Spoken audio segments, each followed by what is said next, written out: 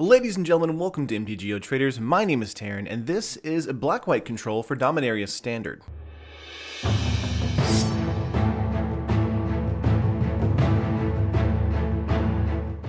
So we're almost done with Control Week, and I haven't covered Black-White Control, and we're going to do that on this video today. Black-White Control does have Approach to the Second Sun in it, but do keep in mind that that isn't going to be the only win condition in this deck list. Lots of people are sideboarding in Lost Legacy, things like that, so we do want to have a secondary win condition besides Approach to the Second Sun. So as quickly as I can, let's jump into it, starting with our creatures.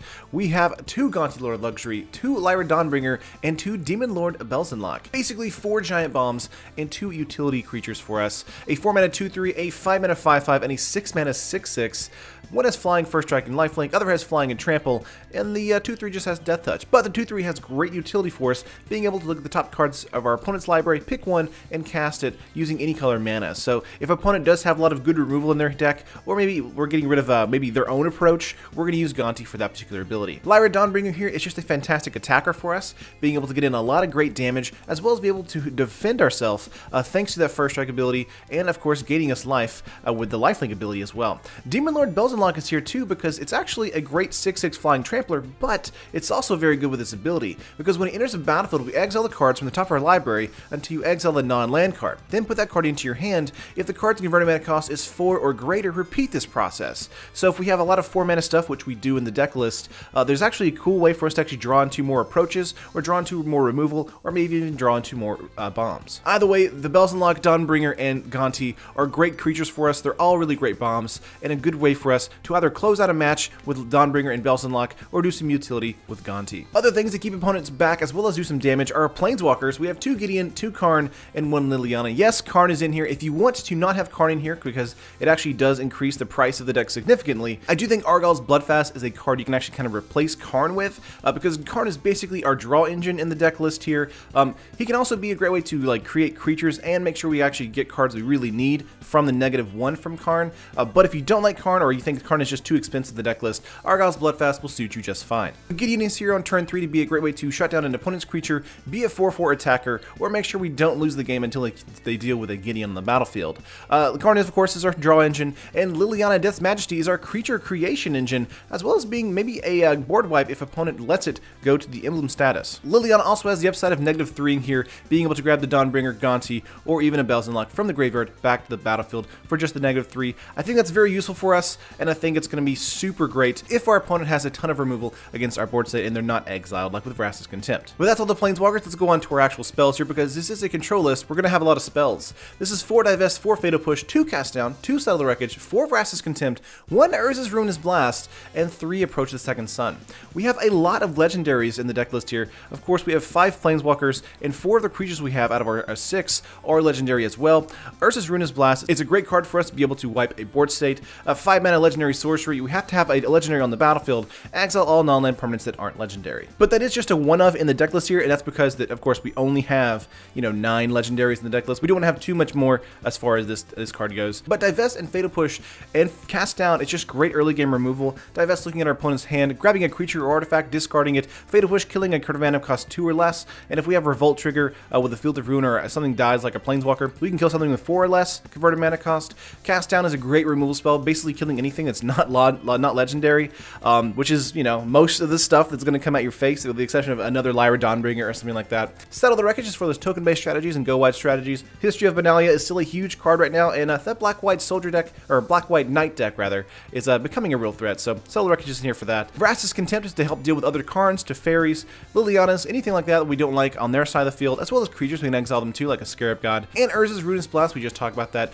and Approach to the Second Sun. Approach to the Second Sun is going to be our other win condition here, besides a Dawnbringer or a Belzenlok. Going to be a great way for us to, close out a match and make sure our opponent doesn't get the win, because we do gain life as well, so we can elongate the match. And when we cast it a second time, we win the games. But that's all the spells in the deck list. Let's go over to our enchantments really quick. We have 4 of those. We have 2 Rite of Belzenlok and 2 Ixalan's Binding. I like the Rite a lot. Each time I play into a black deck, I really want to put Rite into it. I think it's a very, very useful card for us. A 4-mana enchantment saga. Chapter 1 and 2 create 2/01 Black Cleric creature tokens, means we have 4 after 2 turns. In Chapter 3, we create a 6/6. At the beginning of the upkeep, sacrifice another creature. If that creature can't, or if you can't, this creature deals 6 damage to you. Because we'll have 4 0/1s as soon as turn 3 hits, a 6/6 coming in against your opponent is very useful, and they're probably going to want to burn removal on it instead of us actually like taking the 6 points of damage. Ixalan's Binding is also here because God-Fearless Gift is still a thing, History of Benalia is still a thing, any kind of permanent on the battlefield we don't like, and any kind of follow-up permanent on the battlefield that they can cast we don't want. So Ixalan's Binding is a 4-mana enchantment, exiling that card, and they can't cast cards of the chosen name until Ixalan's Binding leaves the battlefield. Very useful for us in the mid to late game. So if you do the math really quickly, I think there's about 21 cards in the deck list, besides the 2 Bells and Locks that actually are 4-mana and higher. So it means that if we do get to play a Demon Lord Bells and Lock, we have the ability to grab one of 21 different cards, besides maybe another Bells and Lock himself. But that's all the cards in the deck list besides lands. Let's hit lands really quickly here.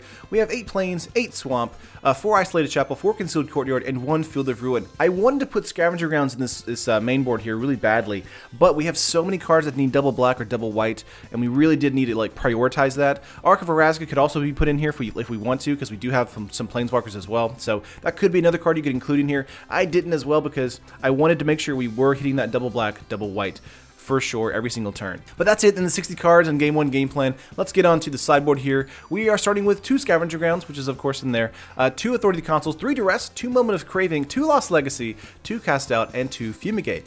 Scavenger Grounds for those God-Fearless Gift strategies, any kind of reanimation strategy. The Blue-White Historic deck is still a thing as well. We also have Authority of the Consuls to slow down a token-based strategy or just a aggro-based strategy. Duress is here to slow down a mirror match like a control deck list or another approach list. Moment of Craving is here to kill a creature as well as gain some life for 2 mana, so not bad. We might bring this in over a Cast Down, perhaps. Lost Legacies to combat another approach deck or another deck we do not like another God-Fearless Gift deck. We can grab Angel of Invention with this, something like that. Cast Out is here for any kind of non-land permanent that we don't like on the battlefield, preferably a Planeswalker or something like that. And then Fumigate is in here just to make sure we actually gain some life with some good board wipes against a token-based strategy, a go-wide strategy, or just an aggro-based strategy. And that is the full sideboard, guys. Let's go to the full deck list here. On MtG Traders, this is coming to about 203 tickets. If you threw out Karn, that's going to drop it down to about 120 tickets.